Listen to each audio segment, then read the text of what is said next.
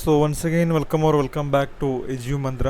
So നമ്മൾ കാലിക്കറ്റ് യൂണിവേഴ്സിറ്റിയുടെ BA functional English 6th semester electronic media എന്ന് പറയുന്ന പേപ്പറാണ് ഡിസ്കസ് ചെയ്തുകൊണ്ടിരുന്നത്. അപ്പം നമ്മൾ ഫസ്റ്റ് വീഡിയോയിൽ അതിൻ്റെ സിലബസ് നോക്കി. അതോടൊപ്പം നമ്മൾ ഫസ്റ്റ് മൊഡ്യൂളിൽ നമ്മൾ ഫസ്റ്റ് ടോപ്പിക്ക് നമ്മൾ ഡിസ്കസ് ചെയ്തു.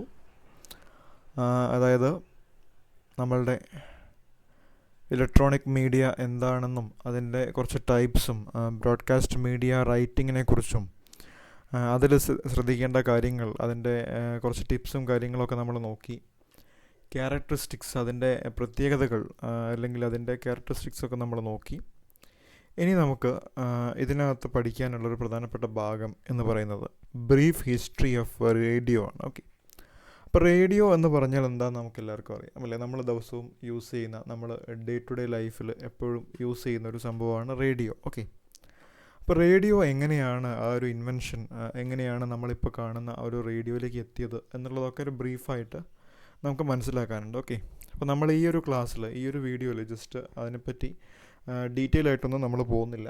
നമുക്ക് ഡീറ്റെയിൽ ആയിട്ട് റേഡിയോയുടെ ഹിസ്റ്ററിയെ പറ്റി ഒരു എസ്സേ ഒക്കെ വന്നു കഴിഞ്ഞാൽ എഴുതാനുള്ളൊരു വീഡിയോ, റേഡിയോയുടെയും ടെലിവിഷൻ്റെയും ഹിസ്റ്ററി നമുക്ക് പഠിക്കാനുണ്ട്. നമുക്കത് മറ്റൊരു വീഡിയോയിൽ നമുക്ക് ഡീറ്റെയിൽ ആയിട്ട് നോക്കാം. ഓക്കെ, അപ്പോൾ ഇന്ന് നമ്മൾ ജസ്റ്റ് നമുക്ക് അറിയേണ്ട കാര്യങ്ങൾ, കുറച്ച് ഇയേഴ്സും അതെങ്ങനെയാണ് വന്നതെന്നുള്ളത് കാര്യമായിട്ട് അങ്ങനെ ടൈം ലൈനായിട്ടൊന്നും ചോദിക്കാറില്ല. ബട്ട് പ്രത്യേകിച്ച് അതാരാണ് ഇൻവെൻറ്റ് ചെയ്തതെന്നൊക്കെ ചോദിക്കാറുണ്ടെങ്കിലും അങ്ങനെ ബ്രോഡായിട്ട് ചോദിക്കാറില്ല. പക്ഷേ ടെലിവിഷൻ്റെ എന്താ പറയുക, ഹിസ്റ്ററി ഇതിന് മുൻപ് പണ്ട് ചോദിച്ചിട്ടുണ്ട്, രഹസ്യമായിട്ട് ചോദിച്ചിട്ടുണ്ട്. ഓക്കെ, പക്ഷേ റേഡിയോയുടെ ചോദിക്കാൻ ചാൻസ് ഉണ്ട്. അതിൻ്റെ എന്താ പറയുക, ഡെവലപ്മെൻറ്റ് അല്ലെങ്കിൽ അതിൻ്റെ ഒരു എവല്യൂഷൻ എന്താണെന്നൊക്കെ നിങ്ങൾക്ക് എസ്സേ ക്വസ്റ്റ്യൻ ആയിട്ടൊക്കെ ചോദിക്കാൻ ചാൻസ് ഉള്ളതാണ്. ഓക്കെ, സോ നമുക്ക് റേഡിയോയെ പറ്റി നോക്കുമ്പം ഗൂഗ്ലിയൽമോ മാർക്കോണി എന്ന് പറയുന്ന ഒരു വ്യക്തിയെക്കുറിച്ച് നമുക്ക് മനസ്സിലാക്കാനുണ്ട്. He was an Italian inventor and electrical engineer and known for his pioneering work of long distance radio transmission. അതായത് ഈ മാർക്കോണി എന്ന് പറയുന്ന ആൾ, ഗൂഗ്ലിയൽമോ മാർക്കോണി എന്ന് പറയുന്ന ആൾ ഒരു ഇറ്റാലിയൻ ഇൻവെൻറ്ററാണ്. ഇൻവെൻറ്റർ എന്ന് പറയുമ്പോൾ കണ്ടുപിടുത്തക്കാരൻ. ഓക്കെ, നിങ്ങൾക്ക് അറിയാമായിരിക്കുമല്ലോ. ഇറ്റലിക്കാരനായിട്ടുള്ള ഒരു ശാസ്ത്രജ്ഞനാണ് അല്ലെങ്കിൽ കണ്ടുപിടുത്തക്കാരനാണ് ഈ പറയുന്ന ഗൂഗ്ലിയൽമോ മാർക്കോണി എന്ന് പറയുന്ന വ്യക്തി. ഓക്കെ, അദ്ദേഹം ഒരു ഇലക്ട്രിക്കൽ എൻജിനീയർ കൂടിയായിരുന്നു. And known for his pioneering work on long distance radio transmission. അതായത് ലോങ് ഡിസ്റ്റൻസ് ആയിട്ടുള്ള റേഡിയോ ട്രാൻസ്മിഷൻ, ഒരു വിവര കൈമാറുന്ന രീതി, അല്ലെങ്കിൽ നമ്മൾ റേഡിയോയിൽ അപ്പോൾ നമുക്ക് എന്താ പറയുക, ട്രാൻസ്മിഷൻ എന്ന് പറയുമ്പോൾ എന്താണ്, അത് കൈമാറുക എന്നുള്ളൊരു മീനിങ്ങിലാണ് വരുന്നത്. Okay, and his development of Marconi's law, അതായത് അദ്ദേഹം ഒരു സയൻസിൽ നമ്മൾ എന്താ പറയുക, ന്യൂട്ടൺസ് ലോ എന്നൊക്കെ പറയില്ലേ, അപ്പോൾ അതുപോലെ ഒരു തിയറി അദ്ദേഹം പോയിനിയർ ചെയ്തിട്ടുണ്ട്, അതായത് മാർക്കോണീസ് ലോ എന്ന് പറഞ്ഞിട്ട്. And radio telegraph system. Okay, അതൊക്കെ അദ്ദേഹത്തിൻ്റെ എന്താ പറയുക കോൺട്രിബ്യൂഷൻസ് ആണ് സയൻസ് ആൻഡ് ടെക്നോളജിയിൽ. Okay, he is often credited as the father of radio. അദ്ദേഹം അറിയപ്പെടുന്നത് ദ ഫാദർ ഓഫ് റേഡിയോ എന്നാണ്. Okay, in 1909 he shared a Nobel Prize in physics with Carl Ferdinand Braun, orpiment of wireless telegraphy. Okay, experiment ആയിരിക്കും, ചിലപ്പോൾ അതൊരു word mistake ആവാനാണ് സാധ്യത. Okay, അതായത് അദ്ദേഹത്തിൻ്റെ ആ ഒരു ഫീൽഡ് എന്ന് പറയുന്നത് ഫിസിക്സിൽ അദ്ദേഹത്തിന് 1909 അദ്ദേഹത്തിന് ഫിസിക്സിൽ നോബൽ പ്രൈസ് കിട്ടിയിട്ടുണ്ട്. അദ്ദേഹത്തിൻ്റെ കൂടെ ഫെർഡിനൻഡ് ബ്രൗൺ എന്ന് പറയുന്ന വ്യക്തിക്കും ഈ പറയുന്ന ഇവർ രണ്ടുപേരും കൂടി ഷെയർ ചെയ്തിട്ടാണ് അന്ന് ആ ഒരു നോബൽ പ്രൈസ് വിൻ ചെയ്തിട്ടുള്ളത്. ആൻഡ് വയർലെസ് ടെലഗ്രാഫി എന്ന് പറയുമ്പം ഈ പറയുന്ന വിവരം കൈമാറുന്ന, വയർലെസ് ആയിട്ട് വിവരം കൈമാറുന്ന അതിന് ആണ് ഇവർക്ക് ഇത് കിട്ടിയതെന്ന് പറയുന്നുണ്ട്. ഓക്കെ, ആൻഡ് അടുത്ത നമുക്ക് മനസ്സിലാക്കാനുള്ള ഒരു വ്യക്തി എന്ന് പറയുന്നത് സാമുവൽ FB മോർസ് ആണ്. ഓക്കെ, അപ്പോൾ Samuel FB Morse was an American artist and inventor best remembered for his invention of single wire telegraphy system and he is the inventor of the Morse code. അതായത് Morse code എന്ന് പറയുന്ന നമ്മളുടെ റേഡിയോയിലൊക്കെ ഉപയോഗിക്കുന്ന അല്ലെങ്കിൽ ഉപയോഗിച്ചിരുന്ന ഒരു സംവിധാനമാണ്. ഈ വിവരങ്ങൾ എന്താ പറയുക, നമ്മൾ ഇപ്പോൾ പറയുന്ന ശബ്ദ സന്ദേശവും ടെക്സ്റ്റും ഒക്കെ ഒരു ഇലക്ട്രോ മാഗ്നറ്റിക് വേവ് ആയിട്ട് അല്ലെങ്കിൽ ഒരു തരംഗങ്ങളാക്കി മാറ്റി അങ്ങനെയൊരു സംഭവം. ഞാനതിനെ ടെക്നിക്കലായിട്ട് നിങ്ങൾക്ക് പഠിക്കാനുമില്ല, ഞാനതിനെപ്പറ്റി പോകുന്നുമില്ല. നിങ്ങൾക്ക് ഒരു ക്യൂരിയോസിറ്റി ഉണ്ടെങ്കിൽ യൂട്യൂബിലൊക്കെ ജസ്റ്റ് ടൈപ്പ് ചെയ്ത് നോക്കി, ഇഷ്ടം പോലെ വീഡിയോസ് അവൈലബിൾ ആണ്. ഓക്കെ, ജസ്റ്റ് നിങ്ങൾ നോക്കുക. In 1838, okay, Morse formed a partnership with fellow inventor Alfred Vail, who contributed fund and helped develop the system of clothes and share force ending signals that code eventually known as the Morse code. ഒക്കെ Morse code എന്താണെന്നൊക്കെ നിങ്ങൾ just ഇദ്ദേഹം ആരാണെന്നുള്ളത് മനസ്സിലാക്കിയാൽ മതി. Morse code invent ചെയ്തിട്ടുള്ള ആളുകളിൽ ഒരാളാണ് ഇദ്ദേഹം. ഓക്കെ, സാമുവൽ FB മോർസ് എന്ന് പറയുന്നത്. ഇദ്ദേഹത്തിൻ്റെ കൂടെ ആൽഫ്രഡ് വെയിൽ എന്ന് പറയുന്ന വ്യക്തി ഉണ്ടായിരുന്നു. അദ്ദേഹമാണ് ശരിക്കും ഈ ഒരു കണ്ടുപിടുത്തത്തിന് കൂടുതലായിട്ട് ഫണ്ട് ചെയ്തിരുന്നത്. ഓക്കെ, സോ ഈ രണ്ട് പേരാണ് നമുക്ക് ഈ പറയുന്ന നമ്മളുടെ റേഡിയോ മാത്രമല്ല, യഥാർത്ഥത്തിൽ ഇപ്പോൾ വയർലെസ് കമ്മ്യൂണിക്കേഷൻ ഉപയോഗിക്കുന്ന ഏതൊരു കാര്യവും, അതായത് നമ്മളുടെ സ്മാർട്ട് ഫോണും ബേസിക്കലി ഇൻ്റർനെറ്റ് ഉൾപ്പെടെയുള്ള കാര്യങ്ങൾ. ഇപ്പോൾ യൂട്യൂബിൽ ഞാൻ നിങ്ങൾക്ക് ക്ലാസ് ഇവിടെ എടുക്കുമ്പം, ഞാൻ ഇന്ന് ഇവിടുന്ന് ക്ലാസ് എടുക്കുമ്പോൾ നിങ്ങളുടെ വീട്ടിലിരുന്നിട്ട് അല്ലെങ്കിൽ നിങ്ങളുടെ ഫോണിലൂടെ, ലാപ്ടോപ്പിലൂടെ അല്ലെങ്കിൽ കമ്പ്യൂട്ടറിലൂടെ ഒക്കെ നിങ്ങൾ കേൾക്കുമ്പം അതിനുപയോഗിക്കുന്ന ടെക്നോളജി എന്ന് പറയുന്നത് ബേസിക്കലി ഇവരിൽ നിന്നാണ് അല്ലെങ്കിൽ ഇവരാണ് അത്തരത്തിലുള്ളൊരു ടെക്നോളജി നമുക്ക് മുന്നിൽ ഡെവലപ്പ് ചെയ്ത് കൊണ്ടുവന്നിരിക്കുന്നത്. ഓക്കെ, അതായത് മെയിനായിട്ട് ശബ്ദങ്ങൾ. അന്നത്തെ കാലത്ത് റേഡിയോ പറ്റി പറയുമ്പോൾ നമുക്ക് റേഡിയോ ശബ്ദങ്ങളെയാണല്ലോ ഉപയോഗിക്കുന്നത്. റേഡിയോയിൽ എന്താ പറയുക, ശബ്ദം വഴിയാണല്ലോ റേഡിയോ കമ്മ്യൂണിക്കേറ്റ് ചെയ്യുന്നത്. അപ്പം ഈ ശബ്ദ തരംഗങ്ങളെ ഇലക്ട്രോ മാഗ്നറ്റിക് തരംഗങ്ങളാക്കി മാറ്റി, റേഡിയോ തരംഗങ്ങളാക്കി മാറ്റി അതിനെ എന്താ പറയുക ഡിസ്ട്രിബ്യൂട്ട് ചെയ്യുന്ന ഒരു സിസ്റ്റമാണ്. ഓക്കെ, അപ്പോൾ അതിൻ്റെയൊക്കെ പ്രധാനപ്പെട്ട ഇൻവെൻറ്റേഴ്സാണ്, അല്ലെങ്കിൽ അതിലേക്കൊക്കെ അത് കൂടുതൽ അഡ്വാൻസ്ഡ് ആകുമ്പം അതിൽ ഏറ്റവും കൂടുതൽ കോൺട്രിബ്യൂഷൻസ് ചെയ്തിട്ടുള്ള വ്യക്തികളാണ് ഈ പറയുന്ന മാർക്കോണിയും അതുപോലെ FB മോർസും ഒക്കെ. ഓക്കെ, ദെൻ നമുക്ക് ജസ്റ്റ് ഇതിനകത്ത് ഒരു ടൈം ലൈൻ പോലെയാണ് ഞാൻ നിങ്ങൾക്ക് പറഞ്ഞിരുന്നത്. നിങ്ങൾ ജസ്റ്റ് അത് മാത്രം ഓർത്ത് വെച്ചാൽ മതി. ഓക്കെ, ഡീറ്റെയിൽ ആയിട്ട് നിങ്ങൾ ജസ്റ്റ് ഒന്ന് റിസർച്ച് ചെയ്ത് നോക്കുക. നിങ്ങൾ യൂട്യൂബിലൊക്കെ ഒന്ന് ടൈപ്പ് ചെയ്ത് നോക്കിക്കഴിഞ്ഞാൽ നിങ്ങൾക്ക് ഇഷ്ടം പോലെ വീഡിയോസ് ഇതിനകത്ത് കാണാൻ ആയിട്ട് സാധിക്കും. ഓക്കെ, അപ്പം ഇതിനൊരു പ്രശ്നം എന്ന് പറഞ്ഞാൽ പല വീഡിയോസിലും അല്ലെങ്കിൽ പല സൈറ്റുകളിലും നോക്കുമ്പോൾ ഇയർ അങ്ങോട്ടും ഇങ്ങോട്ടുമൊക്കെ വ്യതിചലിക്കാൻ ചാൻസ് ഉണ്ട്. അപ്പോൾ നിങ്ങൾ കാര്യമായിട്ട് ഈ വ്യക്തികളെയാണ് നോക്കേണ്ടത്. കാരണം ഇവർ ഓരോ ആളുകളും, ഇതിൽ നമ്മൾ മാർക്കോണിയെ പറ്റി മാത്രമല്ല പറയുന്നത്, ഇതിൽ ഹെൻറിച്ച് ഹേർട്സ് പോലെയുള്ള ആളുകൾ, ഒലിവർ ലോഡ്ജ് പോലെയുള്ള ഒരുപാട് ആളുകൾ ഇത്തരം ഈ എന്താ പറയുക ഈ ഇൻവെൻഷന് സഹായകരമായിട്ടുള്ള ഒരുപാട് കാര്യങ്ങൾ ചെയ്തിട്ടുണ്ട്. ഓക്കെ, സോ ഈ റേഡിയോ ആയാലും ടെലിവിഷൻ ആയാലും ഒരിക്കലും ഒരു പെട്ടെന്ന് ഉണ്ടാക്കിയെടുത്ത ഒരു സംഭവമല്ല. ഓക്കെ, അതൊരു ഇവൻച്വലി ഇങ്ങനെ എന്താ പറയുക ഓരോ ഡെവലപ്മെൻറ്റിലൂടെ കടന്നു പോയിട്ടുള്ള സംവിധാനങ്ങളാണ് ഈ പറയുന്ന കാര്യങ്ങളൊക്കെ. ഓക്കെ,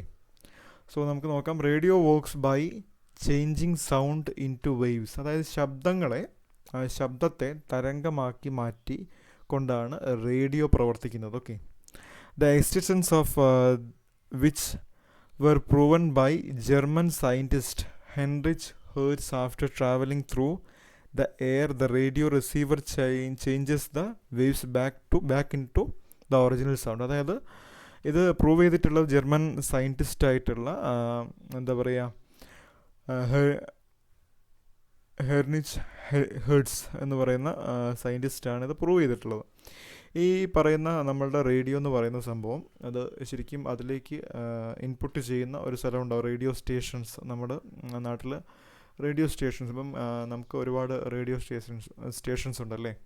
ഇത് നമ്മളെ ക്ലബ് FM, അതുപോലെ എന്താ പറയുക ആകാശവാണി, ദൂരദർശൻ, അങ്ങനെ ഒരുപാട് റെഡ് FM, അതുപോലെ എന്താണ് ക്ലബ് FM, നമുക്ക് ദുബായ് FM, അങ്ങനെ കുറേ FMs ഒക്കെ ഉണ്ട് അല്ലേ, FM സ്റ്റേഷൻസൊക്കെ ഉണ്ട്, റേഡിയോ മാംഗോ, അങ്ങനെ ഒരുപാട് സ്റ്റേഷൻസും കാര്യങ്ങളൊക്കെ ഉണ്ട്. അപ്പം ഇവിടെയൊക്കെയുള്ള സംവിധാനങ്ങൾ മെഷീൻസ്, മൈക്സും കാര്യങ്ങളും മെഷീൻസും ഒക്കെ ഉപയോഗിച്ചിട്ട് ഈ പറയുന്ന ശബ്ദത്തെ അവർ വേവ്സ് ആക്കി മാറ്റും. ഓക്കെ, ആ ഒരു മെഷീൻ ഉപയോഗിച്ചിട്ട് അതാണ് റേഡിയോയുടെ സിസ്റ്റം എന്ന് പറയുന്നത്. എന്നിട്ട് ഇത് തരംഗങ്ങളാക്കി വായുവിലൂടെ സഞ്ചരിച്ച് അതിനെ റിസീവ് ചെയ്യുന്ന റിസീവർ, നമ്മുടെ കയ്യിലൊക്കെ ഉള്ള റേഡിയോ എന്ന് പറയുന്നത് റിസീവറാണ്. ഓക്കെ, ഈ റിസീവർ റേഡിയോ ഇതിൽ അല്ലെങ്കിൽ നമ്മൾ യൂഷ്വലി പറയുന്ന റേഡിയോ ഇതിനെ തിരിച്ച് അതിൻ്റെ ഒറിജിനൽ ഫോമിലേക്ക് മാറ്റുന്ന ഒരു സംവിധാനമാണ് ഈ പറയുന്ന എന്താ പറയുക ഈ റേഡിയോ സിസ്റ്റം എന്ന് പറയുന്നത്. ഓക്കെ, അപ്പോൾ 1886 Heinrich hertz produces the first electromagnetic wave by supplying an electric charge to a capacitor and short circuiting it. അതായത് ഹെൻറിച്ച് ഹേർട്സ് എന്ന് പറയുന്ന ഈ വ്യക്തി അദ്ദേഹം ആണ് ഒരു ഫസ്റ്റ് ഒരു ഇലക്ട്രോമാഗ്നറ്റിക് വേവ് പ്രൊഡ്യൂസ് ചെയ്യുന്നത് by supplying an electric charge to a capacitor. അതായത് ഒരു കപ്പാസിറ്ററിൽ ഈ ഇലക്ട്രിക് ചാർജ് കയറ്റി വിട്ടിട്ട് ഒരു ഷോർട്ട് സർക്യൂട്ടിംഗ് ഉണ്ടാക്കി അതിലൂടെ ഒരു ഇലക്ട്രോ മാഗ്നറ്റിക് വേവ്സ് നിർമ്മിച്ച് അല്ലെങ്കിൽ അതിനെ ഡെമോൺസ്ട്രേറ്റ് ചെയ്ത് കണ്ടെത്തുന്ന ഒരു വ്യക്തി എന്ന് പറയുന്നത് ഹെൻറിച്ച് ഹേർട്സ് ആണ്. ഓക്കെ, ആൻഡ് 1894 ബ്രിട്ടീഷ് ഫിസിക്സ്റ്റ് ആയിട്ടുള്ള Oliver Lodge uses a device called coherer to detect the presence of radio waves and demonstrates that these waves could be used for signalling. ഈ ഒരു വേവ്സിനെ അദ്ദേഹം കോഹറർ എന്ന് പറയുന്നൊരു എന്താ പറയുക ഒരു ഡിവൈസ് നിർമ്മിച്ചിട്ട് അത് വെച്ചിട്ട് അദ്ദേഹം ഡെമോൺസ്ട്രേറ്റ് ചെയ്യുന്നുണ്ട്. ഇത് ഈ പറയുന്ന നമ്മളുടെ electromagnetic waves. Okay, British physicist ആയിട്ടുള്ള ഒലിവർ ലോഡ്ജാണ് ഇത് ചെയ്യുന്നത്. ഓക്കെ, ആൻഡ് ഇദ്ദേഹമാണ് ശരിക്കും ഇങ്ങനെയൊരു സാധ്യതയെപ്പറ്റി കണ്ടെത്തുന്നത്. ഈ ഒരു സംവിധാനം, ഈ ഒരു ഇലക്ട്രോമാഗ്നറ്റിക് വേവ്സ് അല്ലെങ്കിൽ ഈ ഒരു തരംഗങ്ങൾ യഥാർത്ഥത്തിൽ സിഗ്നലിങ്ങിന് വേണ്ടി ഉപയോഗിക്കാം എന്ന് കണ്ടെത്തുന്ന വ്യക്തി എന്ന് പറയുന്നത് ഇദ്ദേഹമാണ്, sir Oliver Lodge. Okay, 1995 Guglielmo Marconi finally develops a device, a practical apparatus for the practical comprising an aerial, a condenser and a connection to earth. അതായത് നിങ്ങൾ ഇത് പിന്നെ നമ്മുടെ മാർക്കോണി ഗുഗ്ലിയെൽമോ മാർക്കോണി പിന്നീട് 1895 അദ്ദേഹം അതിൻ്റെ ഒരു പ്രാക്ടിക്കൽ രൂപം കണ്ടെത്തുകയാണ്. അതായത് ഈ ഒരു സാധ്യത വെച്ചിട്ട് ഇതിൽ എന്താ പറയുക ഈ കമ്മ്യൂണിക്കേഷൻ സാധ്യമാണോ അല്ലെങ്കിൽ വിവരങ്ങൾ കൈമാറാൻ പറ്റുമോ എന്നൊക്കെ അദ്ദേഹം നോക്കുകയാണ്. ഓക്കെ, അപ്പോൾ അതിൽ അദ്ദേഹം ഒരു ഒരു മെഷീൻ കണ്ടെത്തുകയാണ് അല്ലെങ്കിൽ ഒരു ഡിവൈസ് കണ്ടെത്തുകയാണ്. കംപ്രൈസിങ് ഇൻ ഏരിയൽ എന്ന് പറയുമ്പോൾ നിങ്ങൾ ഇപ്പം നിങ്ങൾക്ക് ചിലപ്പോൾ ഓർമ്മയിൽ വരാൻ ചാൻസ് ഇല്ല. ഒരു പക്ഷേ നിങ്ങൾ വളരെ ചെറുതായിരുന്ന സമയത്തൊക്കെ നിങ്ങൾ കണ്ടിട്ടുണ്ടാവും. നമ്മളുടെ പഴയ വീടുകളിലൊക്കെ ഇപ്പം നമ്മൾ ടി വിയിൽ ഉപയോഗിക്കുന്ന സംഭവമല്ലേ ഡിഷ് ടി വി, അതിന് പകരം പണ്ട് നമ്മളൊരു കോണി കെട്ടി വെച്ച പോലെ ഉള്ളൊരു സംഭവമായിരിക്കും, ഒരു സ്റ്റീലിൻ്റെ ഒരു അത്യാവശ്യം കനമുള്ളൊരു സാധനമാണ്. അതുവഴിയാണ് ഈ പറയുന്ന എന്താ പറയുക സിഗ്നൽസ് ശരിക്കും ക്യാച്ച് ചെയ്യുന്നത്. ഓക്കെ, അതിനെ അഡ്ജസ്റ്റ് ചെയ്തിട്ടായിരുന്നു. അപ്പോൾ നമ്മൾ ഇപ്പോഴത്തെ നിങ്ങൾ വീട്ടിൽ റേഡിയോസൊക്കെ ഉപയോഗിക്കുന്ന ആളുകളുണ്ടെങ്കിൽ നമുക്ക് മനസ്സിലാവും, അല്ലെങ്കിൽ നമ്മുടെ കാറുകളിലും വാഹനങ്ങളിലൊക്കെ ഉണ്ടാവും. വാഹനങ്ങളിലൊക്കെ ഉപയോഗിക്കുന്ന റേഡിയോ അല്ല, ഒരു ഏരിയൽ എന്ന് പറഞ്ഞിട്ടൊരു സാധനമുണ്ട്, അത് അഡ്ജസ്റ്റ് ചെയ്യാൻ സാധിക്കും. സോ അതാണ് ഈ ഏരിയൽ എന്ന് പറയുന്നത്. ചിലപ്പോൾ നിങ്ങൾ അറിയാത്ത ആളുകളുണ്ടാവും. ഓക്കെ, പിന്നെ ഒരു കണ്ടൻസറും ഒരു കണക്ഷൻ ടു എർത്ത്, ഒരു എർത്ത് കണക്ഷനുമാണ് അന്ന് അതിനുണ്ടായിരുന്നത് എന്ന് അവർ പറയുന്നുണ്ട്. ഓക്കെ, ആൻഡ് ഇൻ 1898 1888 ആയിരിക്കും,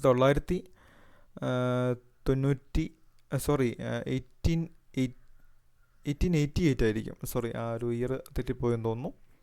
Wireless telegraphy is used for the first time in naval bases of a range of 16 miles. Okay, 1988 ആവാനാണ് സാധ്യത. യെസ്, ഒന്ന് ക്രോസ് ചെക്ക് ചെയ്യാം നിങ്ങൾ. ഓക്കെ, ഫസ്റ്റ് ഒരു നേവൽ ബേസിൽ അവർ ടെലിഗ്രാഫി ഉപയോഗിക്കുക, വയർലെസ് ടെലിഗ്രാഫി യൂസ് ചെയ്യുകയാണ്. അവരൊരു 16 മൈൽസ് റേഞ്ചിലാണ് അവർ യൂസ് ചെയ്യുന്നത്. Okay, in 1901 Marconi succeeds in creating a wireless communication link between Europe and North America.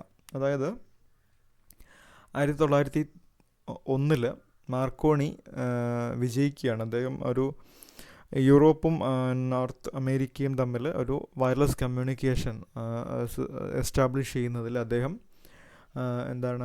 വിജയിക്കുകയാണ്. Okay, in 1906 Lee forest എന്ന് പറയുന്ന ഒരു സയൻറ്റിസ്റ്റും അതുപോലെ ജോൺ ഫ്ലെമിങ്ങും കൂടി ഇൻവെൻറ്റഡ് വാക്യൂം ട്യൂബ് എന്ന് പറയുന്ന മറ്റൊരു സംവിധാനം അവർ കണ്ടെത്തുകയാണ്. Which made clear transmission of voice possible. അതായത് ഈ മാർക്കോണി കണ്ടെത്തിയ ആ ഒരു റേഡിയോ അതിന് കുറച്ചുകൂടെ ബെറ്ററായിട്ട് വോയിസ് എന്താ പറയുക ട്രാൻസ്മിറ്റ് ചെയ്യാൻ സാധിക്കുന്ന രീതിയിലേക്ക് ഹെൽപ്പ് ചെയ്യുന്ന ഒരു വാക്യൂം ട്യൂബ് ഇവർ രണ്ടുപേരോടെ കണ്ടെത്തുകയാണ്, ലീ ഫോറസ്റ്റും അതുപോലെ ജോൺ ഫ്ലെമിങ്ങും. Okay, and this led to the first ever radio broadcast in 1906 in USA. ഇത് സെയിം ഇയർ ഈ ഒരു സംഭവം USA ആദ്യമായി, ലോകത്താദ്യമായിട്ടൊരു റേഡിയോ ബ്രോഡ്കാസ്റ്റ് തുടങ്ങാനായിട്ട്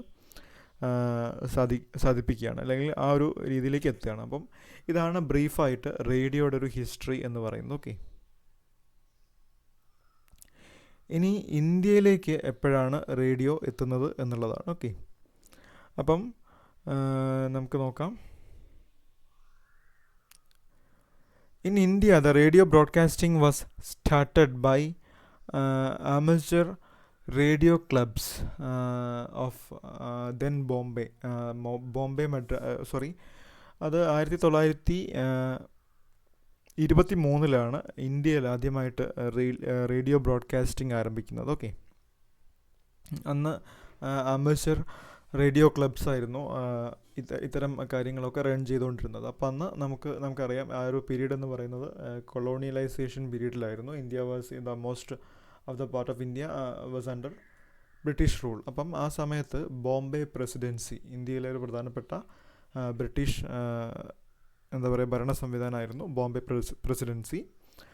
അവിടെയാണ് ശരിക്കും, ആ ഒരു ബോംബെ പ്രസിഡൻസിയിലാണ് ശരിക്കും ഇന്ത്യയിലെ ആദ്യത്തെ റേഡിയോ ബ്രോഡ്കാസ്റ്റിംഗ് നടന്നിട്ടുള്ളത്. ഓക്കെ, അപ്പോൾ അതിനെപ്പറ്റിയൊക്കെ നമ്മൾ കുറച്ചുകൂടെ ഡീറ്റെയിൽ ആയിട്ട് നമ്മൾ പഠിക്കും, മുന്നോട്ട് പോകും. ഓക്കെ, സോ നമ്മുടെ ഈ ഒരു സെക്ഷൻ ഇവിടെ വൈൻഡപ്പ് ചെയ്യുകയാണ്. നമുക്ക് അടുത്ത ടോപ്പിക്ക് ടെലിവിഷൻ്റെ ഹിസ്റ്ററി കാര്യങ്ങളൊക്കെയാണ്. ജസ്റ്റ് നമുക്ക് ആ ഒരു വീഡിയോയിൽ കാണാം. ഓക്കെ, സോ ചാനൽ സബ്സ്ക്രൈബ് ചെയ്യാത്ത ആളുകൾ ദയവായിട്ട് സബ്സ്ക്രൈബ് ചെയ്യുക. ഞാൻ എപ്പോഴും ചിലപ്പോൾ എന്നോട് വിട്ടുപോകും പറയാൻ. Okay, so thanks for watching. Thank you very much.